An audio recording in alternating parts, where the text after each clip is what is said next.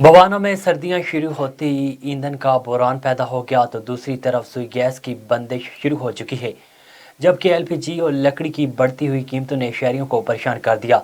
महंगाई की जंजीर में जकड़ी गरीब आवाम की मुश्किलात कम न हो सकें, दो वक्त का खाना पकाना भी मुश्किल हो गया है। इसी हवाले से शहरियों का कहना है कि सर्दियां शुरू होते ही सुई गैस का प्रेशर कम हो गया और साथ ही लोड शेडिंग का दुरानिया 15 घंटे तजावुज़ कर गया है। ऊपर से एलपीजी गैस की कीमतें आसमान पर पहुंच गईं। लकड़ी जो पहले 500 रुपये मन में मिलती थी, अब वो 1000 रुपये मन हो गई है। अब सूरत हाल में हम अपने बच्चों को दो वक्त का खाना तक नहीं खिला सकते।